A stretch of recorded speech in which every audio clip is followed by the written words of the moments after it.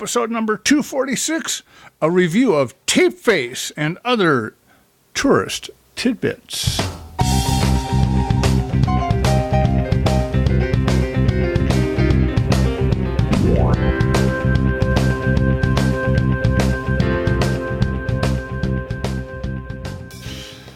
That introduction, of course, is Carl Safe Sax Ferris. You can see him down at the Fremont Street Experience playing saxophone. Hi, sweetheart. Hi, baby.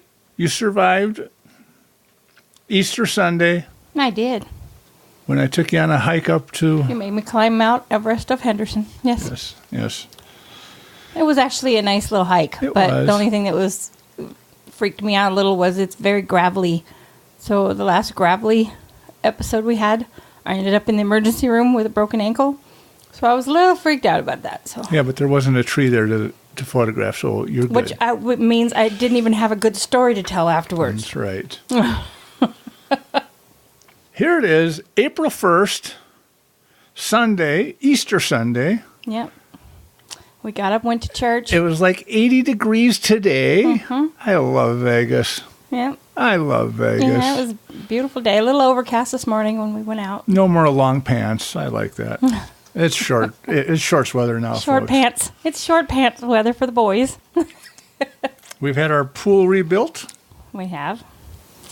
House painting is supposed to happen next weekend. Yeah, right. Are we putting over and under odds on that one? The Vegas Knights are Stanley Cup playoff bound. All right. They clinched it last night, yes. This is that team that they said wouldn't do much of anything This was going to be years. A horseshit team. They have a bad manager. It's all going to be has-been players nobody else wants. Yep. Just a throw-together thing for Vegas. Yeah. It's never going to survive anyway. They're not going to sell out. Vegas is 2 million people. Can't support a team. Blah, blah, blah, blah, blah, blah, blah, blah. Do you know how many people I know that have already bought season tickets and are there at every single game? Yes, and they're selling standing room only tickets. So it's like, okay, The first inaugural team to ever make it to the playoffs. That cup is coming home, baby. You bet. I got that one done. We went on the Sundance helicopter city tour. Yes. We had a very cute flyer, pilot, flyer, whatever he was. Ramsey. From New Zealand. Complete with accent. It was absolutely adorable. 6'2", 6'3", baby face from all get out. He was just... I wanted to take him home and keep him. Don't know what I would have done with him, but I'd have kept him. Other than that, what about the flight? We've done the Maverick, and the Sundance wasn't too bad. I didn't find it a problem. I was under the impression that Maverick is the Cadillac of all... They are. Helicopter tours. They are. The only thing I found a problem was the organization of the flights taking off. Yeah. They didn't seem to have that well under control. But the flight itself was okay. It was nice. I had fun. No. And my favorite part was we got to sit up front this time. Yes. And I'd never been in front before. Right. And we got ready to land. We had to wait, holding pattern, whatever, to be able to stop. And our pilot, Ramsey, sit there and went through all the equipment on the panel. Oh, my gosh, there's so much there. And... was showing me this and that and what it all did, and that was very interesting to me. The only thing that I did not like was the fact that we could not get our photo of us with him. They did kind of rush us through. Right, yeah, right, because they wanted us to buy the $30 photo, yeah, which I'm not going to do. Right, we've got our, and I'm a little spoiled too with our fun trips with our photographer friends to get to go up there with the doors open and hang out and get the photos. But even when we did Maverick, they do the same thing. Yeah, they kind of rush you through. No, they didn't. Oh, no. No, Maverick didn't. No. Maverick, after we got done, they hung out with us. The pilot said, here, let's take photos of us in front of the plane. Right. Yeah, they kind of hung out with us and did more. Yeah. However... I think I say this in my blog. If you're one of those people that, like me, you kind of get burned out on Vegas, doing that, seeing Vegas from the sky at night. Just gives it back. You just, that's Vegas. Well, you get.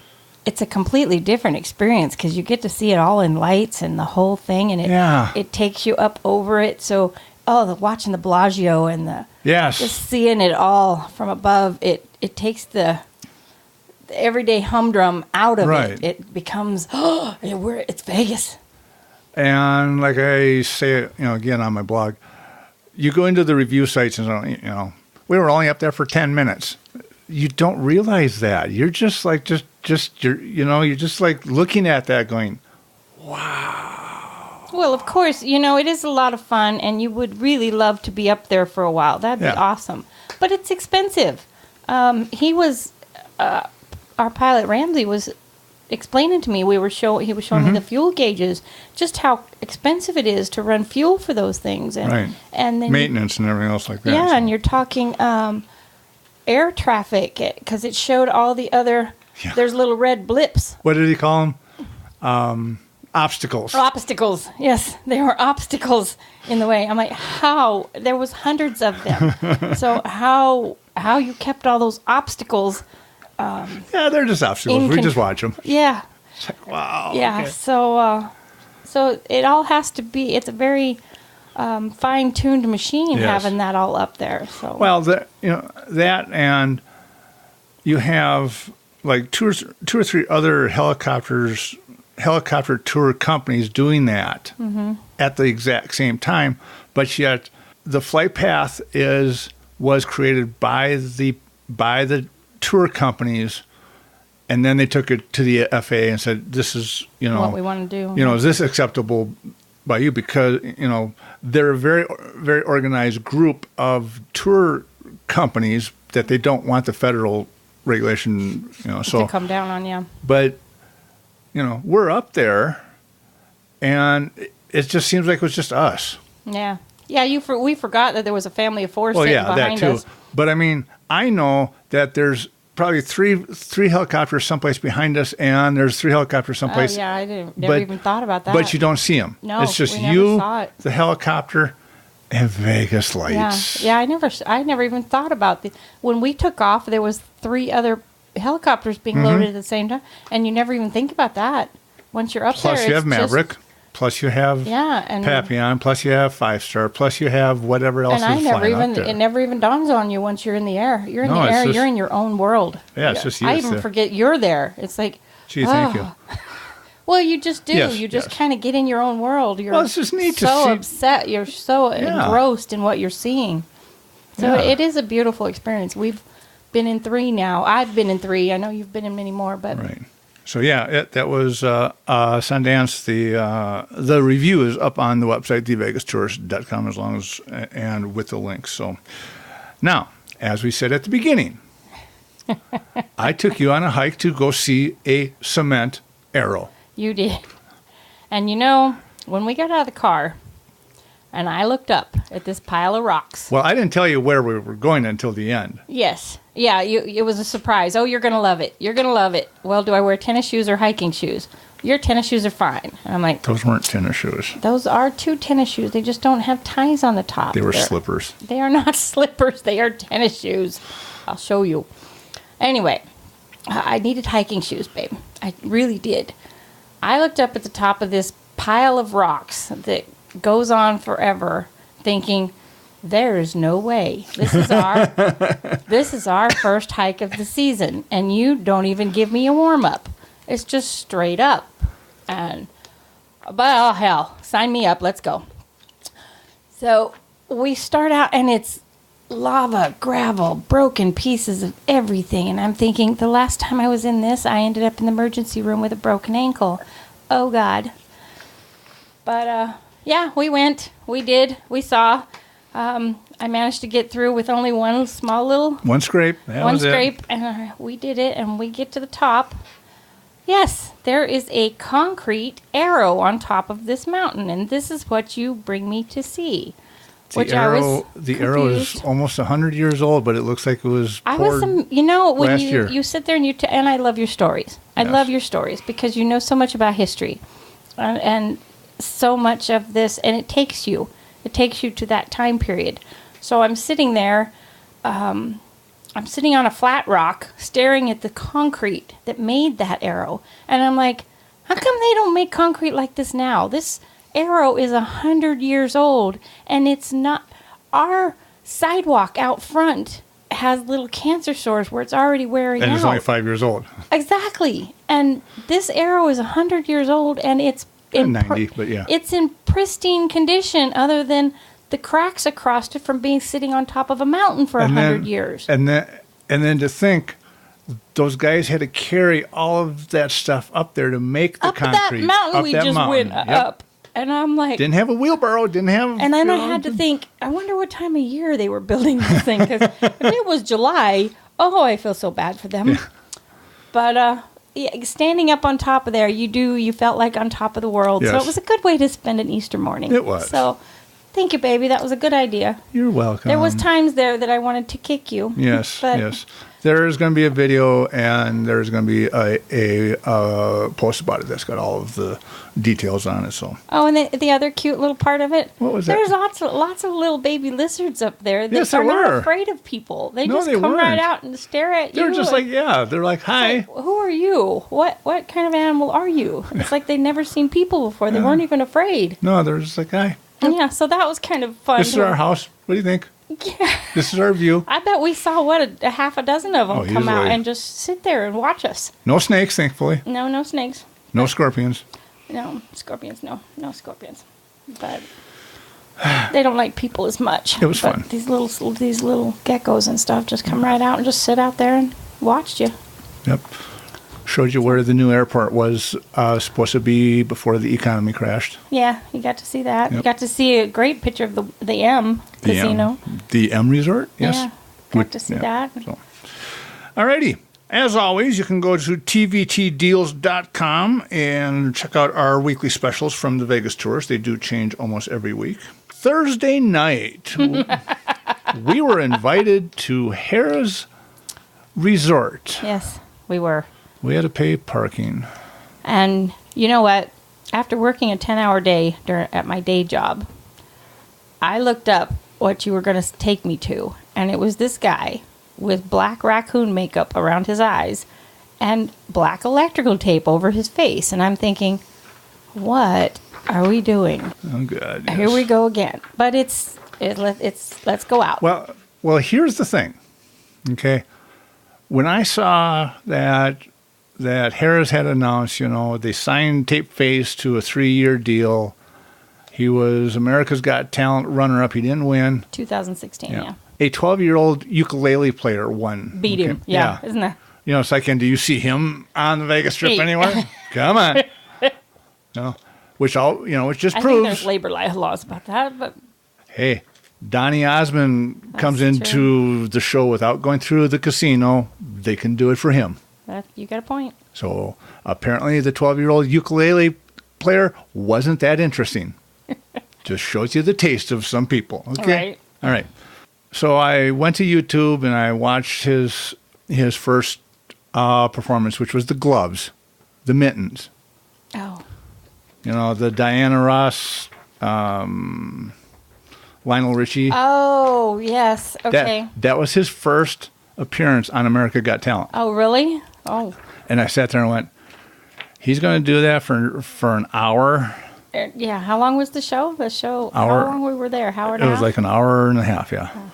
But I'm sitting there going, well, knew that it was an hour because we kept getting the, T-minus 60 minutes. Yes, that's true. That's true. Do not push the button. Do not push the button. Yes. Yeah. But I'm sitting there going, oh, God, we're going to have another Jabberwockies. Oh, God. All right. One horse act stretched out to an hour. All right, let's go. Well, my thought was how can they entertain us for a whole hour and a half when he doesn't even talk? Guess what? He does. I was extremely surprised. I have never laughed so hard in my whole life. Exactly, and I coughed up my damn beer. Out your nose. On the golf ball. The golf ball. That show was so good that I was blown away by how good it was. The guy, Sam Willis, is from New Zealand. Oh. He has a degree in clown. No way. In being a clown. Okay? Down there they have a school that's... Clown okay? school. Right. Okay.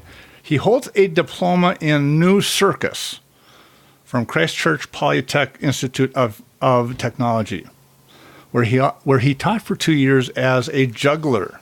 Okay? Now, the guy's 38 years old. Oh, I wouldn't have known that. I wouldn't have guessed that. Well, yeah, he's got all the makeup on. And he did freak shows, basically, okay, to the point where he was like driving nails into his head, okay? Just that whole shock value type pantomime and all that, okay? And then he was able to drive nails into his facial orifices. He said it took a little time to get it right, but you do it. Okay? Oh, wow. In 2005, after winning a comedy award in his home country, he decided to reinvent himself. And he came up with a silent character that broke the fourth wall, which is talking to the audience. But he did it in mid-act. And a fellow comedian pulled him aside and said, to really pull off the whole silent act, tape your mouth shut. So he did. And that's where it's began. That was the birth of Tape Face. Well, actually, his original title was The Boy with Tape on His Face.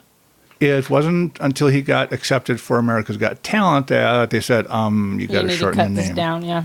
Like other people in the past that did this, he doesn't give very many interviews.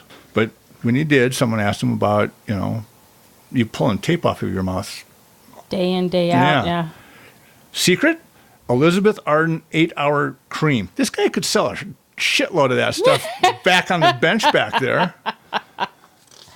Well, I have to tell you, my opinion was it wouldn't have been the same had it not been for the makeup and stuff around his eyes. No, because it made his face so expressive that you almost forgot that he wasn't speaking. It was like the old Buster Keaton and Charlie Chaplin. Yeah. He really...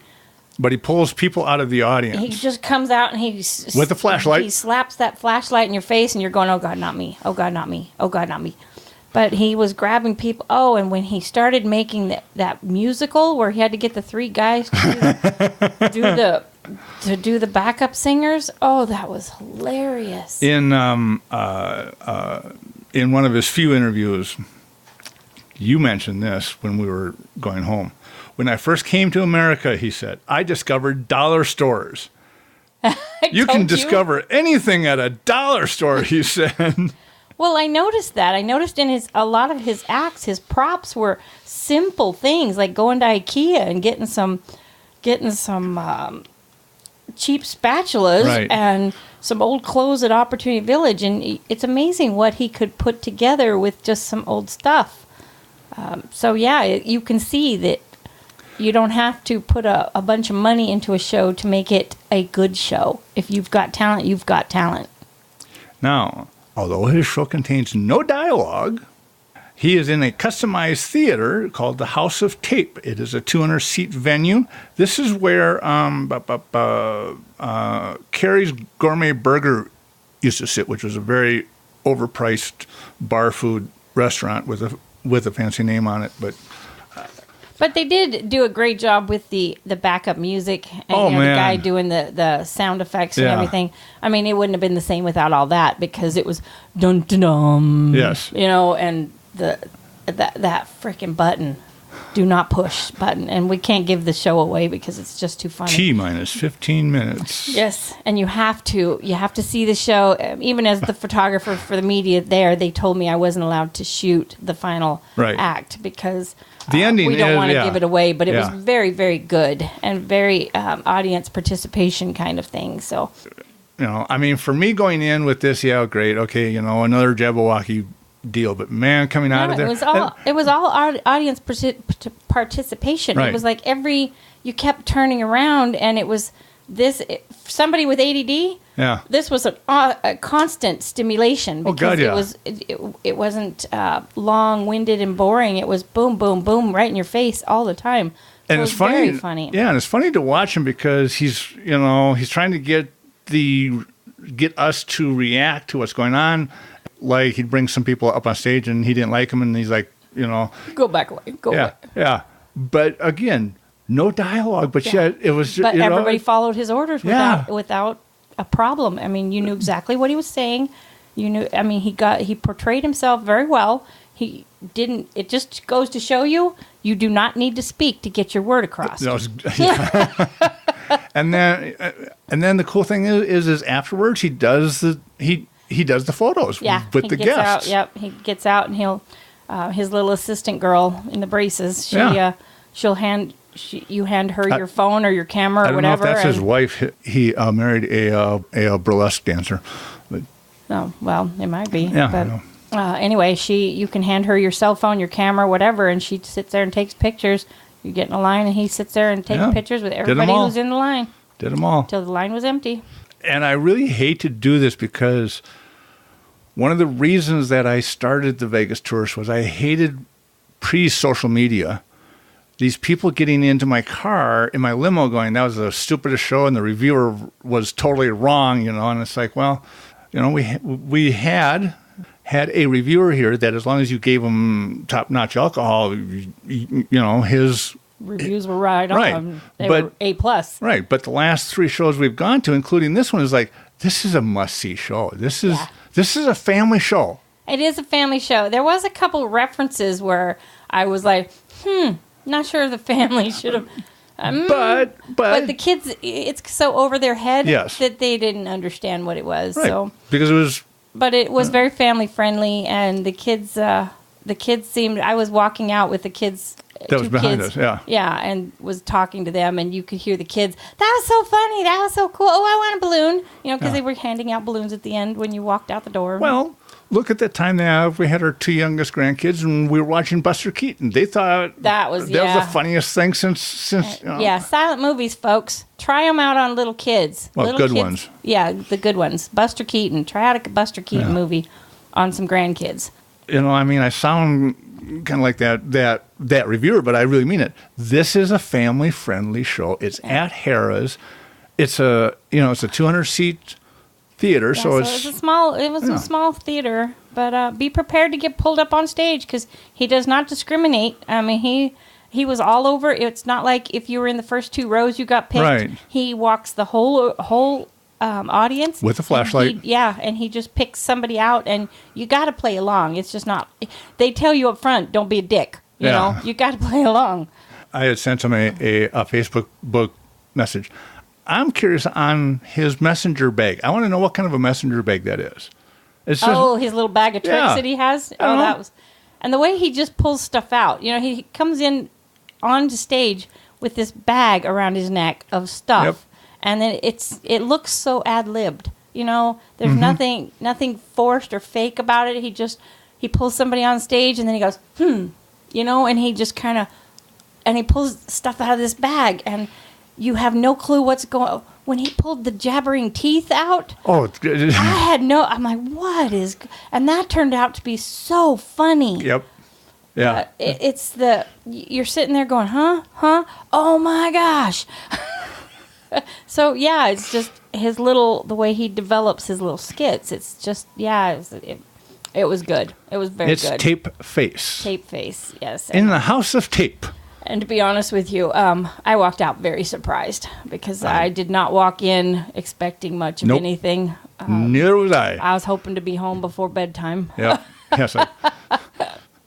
Because we're both kind of looking at each other, going, "Well, if it kind of fuzzes out, we'll just hit the back door early." Yeah, gotta go grab an ice cream, go home. Yeah, really. But nope, didn't do it. Luckily, this is what we do, and we have to stay open-minded to any show that opens up because we've got to see them. We've got to give you the good ones, the bad ones. Right. So to give you the bad ones, we've got to see the bad ones. So that's what I was expecting when I walked in, and it blew me away. It was not. Go see it. It's a go see movie or go see show. Family. Yeah. Go see show. Anybody, watching the husband and wife where the wife got pulled up there. That was funny. Because I was watching the husband, and he'd put the wife up on the chair Yeah. And was doing. Oh, that was funny. So each thing had different storylines. Kind of each of his little skits had a different. Then it's like you were saying, for a couple of them there, you're going, these kids are going to go home and try this. Yeah, there was. See, that was the part that I was thinking. I don't know how kid friendly this is, because the staples, they were. They each had balloons under their arms and that was another one legs. from America's Got Talent, and they were shooting staples out of power staple guns at each other to see who could pop the balloons first. And I'm like, my grandkids would do that. I could so see them going home and trying that themselves. So that wear safety glasses. Do not try this at home. Yeah, that should have came with a little. Should have had a little sign up going. Yeah, kids, children do not do this at home. However, if you did do that, they wouldn't do it. So it's just But the thing is, if you're there with your parents and the parents are going, if you try this, I'll kill you. Yeah. Anyway, but yeah, it was called Tape Face. It's at Harrah's. It's at the House of Tape. Tickets, link information, all that, of course, will be at the website, thevegastourist.com. Mm-hmm. As always, like this podcast, subscribe to our podcast channel, leave your notes and comments, go to the website. We like to hear those. Or see those and read them, and that's always interesting. For whatever reason, I get people who email me, and it's like, folks, that's what the comment form is for. Yeah, we want to see those there and share them with others. Google likes the comments, okay? Yeah. Google likes the comments. Please leave us the comments, all right? Well, it's good for others, too, to see them, And if you have any questions about coming to Vegas, things to do... Don't ask us about shows a year from now. Yes. Yeah, I was like that. Well, we're coming in January. Okay, the whole strip can change by January, okay? 90 days out, maybe 60 days, yes, start to plan. Yeah, you're going to ask us about January. We're as clueless as you are. All right. Any other notes, information, and all that good stuff there, babe? Happy Easter. Happy Easter. Happy... Hopefully none of your April Fool's jokes went bad. Yeah. All right. Mark Anthony. And Debbie Anthony. You all guys, see you all next time. Love you, miss you. Leave us your comments. Bye. Bye. It's getting dark. The show's about to start down on Fremont Street. There's a party going on every night of the week in Vegas. Now there's people everywhere with perfume in the air on the downtown street. You can roll the dice, hit it twice, be a winner. Clap your hands, lay a game of chance.